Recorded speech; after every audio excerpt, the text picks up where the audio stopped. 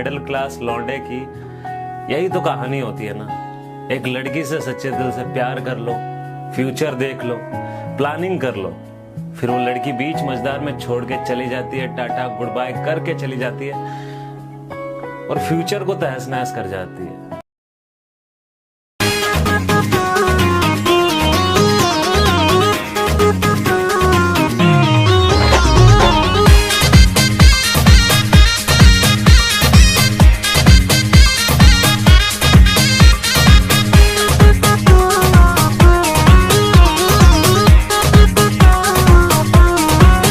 मुझे दर्द दिल का पता न था, मुझे दर्द दिल का पता न था, और प्रेम का रोग लगा दिया, और प्रेम का रोग लगा दिया। वो मुझे दर्द दिल का पता न था, मुझे दर्द दिल का पता न था, और प्रेम का रोग लगा लिया रे मैंने, प्रेम का रोग लगा लिया। जब ठोकर लगी और दिल टूटा, जब ठोकर लगी और दिल टूटा, जब ठोकर लगी और दिल टूटा, जब ठोकर लगी और दिल टूटा, फिर सोचा है हमने ये क्या किया, फिर सोचा है हमने ये क्या किया रे मैंने, प्रेम का रोग लगा दिया।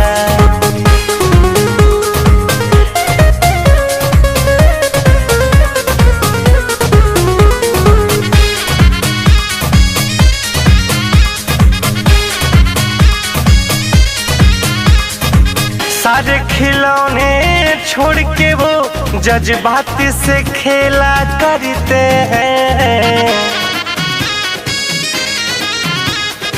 सारे खिलौने छोड़ के वो जज्बात से खेला करते हैं। जब तक जी चाहा खेला फिर, जब तक जी चाहा खेला फिर, जी भर गया तो भुला दिया, जी भर गया तो भुला दिया रे मैंने, प्रेम का रोग लगा लिया।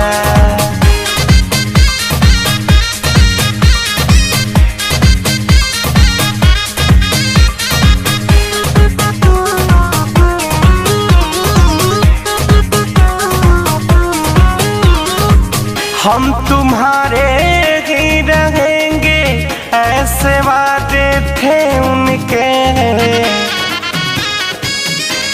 हाँ हम तुम्हारे ही रहेंगे ऐसे वादे थे उनके। सपने दिखा के लाखों, सपने दिखा के लाखों, फिर अपनी नजर से गिरा दिया, फिर अपनी नजर से गिरा दिया रे मैंने, प्रेम का रोग लगा लिया।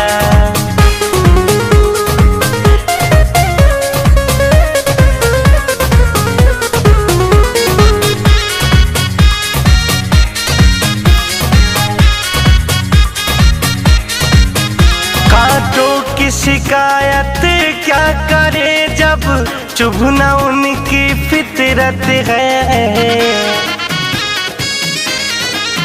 कांटों की शिकायत क्या करे जब चुभना उनकी फितरत है। शिकवा है गोविंद उन फूलों से, शिकवा है गोविंद उन फूलों से, शिकवा है गोविंद उन फूलों से, जिसने रितेश को गम दिया है, जिसने रितेश को गम दिया रे मैंने।